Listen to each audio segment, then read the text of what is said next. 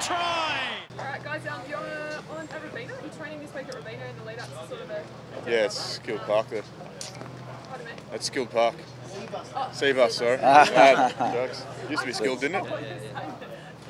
How do you prepare? I mean, you've got nothing to lose this weekend against Well, there's plenty to gain, I suppose. There's you trying to isolate each game as it comes, and when you're coming up against the world #1 team, you still want to see what you've got and challenge yourselves against them and try and get the win. Do you feel like you are closing in on those guys? Yeah, I think so. We're trying to improve every game, and I suppose the last two games, one was a draw and one was a win, but in isolation they were quite. There was improvements there that we're looking for, and we're looking to move forward from there. Is it about belief in the group? Is it believing that you can beat them? Yeah, I think belief comes through hard work and knowing each other. And I think this rugby championship just gone, I think the team grew and we started believing a bit more. But in saying that, the All Blacks were #1. They were out front and they won the championship well and truly. So it would be a great challenge for us. Good to be home, I guess, Rob, like playing back at Suncorp. Although it's a bit of a weird one being a Waratah now. How do you sort of grapple with those emotions? Yeah, I suppose we're here as the Wallabies, and as a group of the Wallabies, we've always enjoyed playing in Brisbane, and we feel as that the crowd enjoys it. It's a really good stadium to play at, and it's I suppose a bit of a home ground for us. You've made the most of the move. I guess obviously it would have been a tough one to leave the Reds, but things have gone well since. Yeah, it has. It was I suppose a tough blow to take, but I just tried to look to the future and make the improvements I needed to make and see what happened. What have you actually done improvement-wise that you think led to your sort of revival? Just head down, bum up really, just a bit of hard work, trying to just do what the coaches ask of it and do it as much as I can, and probably get more consistency in doing that instead of the highs and lows. Have you been invited to more selective team dinners with Foley and Nick Phipps and other Waratahs players? For sure. Yeah, we've looked after him, taking him out on coffee dates, showing him around the place. So. I'm on my way around a latte now, so it's pretty good.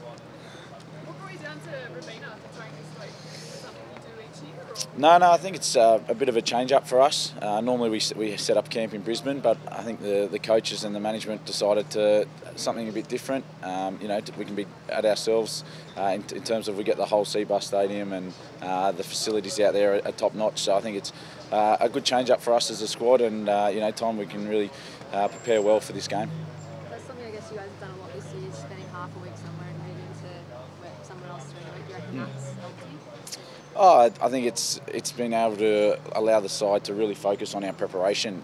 Being I suppose isolated, as you say, we're all just in it together. We've got training bases that we've just been able to use, and guys get consistent with it or get used to it. So that's allowed us, I think, to prepare the best we can. And this week will be, all the same. We want to try and do the best preparation we can and put ourselves in the best position to come Saturday night. I guess that first half against the All Blacks in Dunedin was really positive for you guys, and on the flip side, Sydney not so great. How important is that going to be? I think the start of every game is very important, especially against a side like the All Blacks. They're the #1 side, so you can't really give them too much of a head start.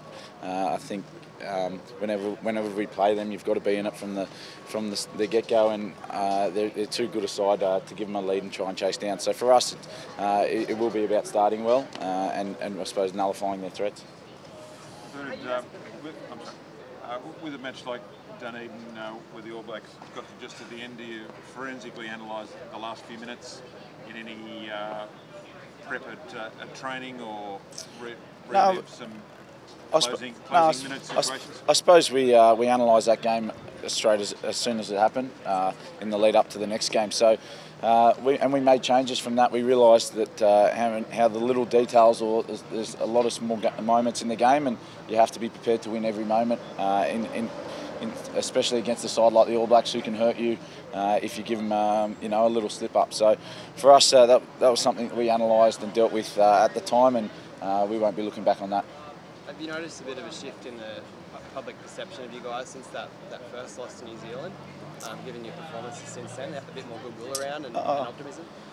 I think just amongst the squad there's a lot more belief, but I think you know, we haven't really achieved as what we wanted to achieve. We've had 2 good wins and 2 draws, so it's not like we're really you know, playing the house down in terms of getting the results that we want. But I think there has been that development and that progress amongst the squad, which has been pleasing. But you know, I think this weekend has to go up another level. They're the #1 side, and they're the world class for that reason. So it's going to be a great challenge for us, and I think also what a great initiative for us to be going out there and wearing the Indigenous jersey for the first time. I think a lot of players amongst the squad are really passionate about that and really excited to be involved in this initiative, and you know, to recognise the Aboriginal people and their culture is a really small way that we can do it. It was wear a jersey designated to them. And you're back home, I guess, after a couple of aways. It probably amplifies, I guess, whatever you do, you're seen by more eyeballs, so you're really judged by what happens on it's great to be back home. You know, we play a lot of games away, and I think it's our last Test match before the end of the year. So for us, it's all about finishing on a high and rewarding the rugby public and the rugby people around the world. You know, and showing that we can come here and play well at home and really, you know, play in front of our home fans because they're the ones who support us. Carmichael had a run yesterday. I think he got through unscathed. Do you think he's a chance? Would you like to see him back inside? Yeah, you know, he was exceptional in his first 3 Test matches this year. He's a great guy to have amongst the squad, and he's got a great experience, especially at this top level. So I saw him in camp last night. He came in after the game. I think he got all through. So it's going to be a great week prep. I think there's a lot of guys who are going to put their hand up to want to be in selection because of what a historical occasion this will be. And as a backup, his skill set, I guess it'd be pretty nice to have that sitting on the bench to come on late, to be able to throw the ball around, but also... Yeah, I think we saw this year, you know, how he's an all-round footballer. He loves the contact side, he loves carrying the ball, but he can also ball play and play make, and that's a real credit to his skills and, you know, a real asset to our team.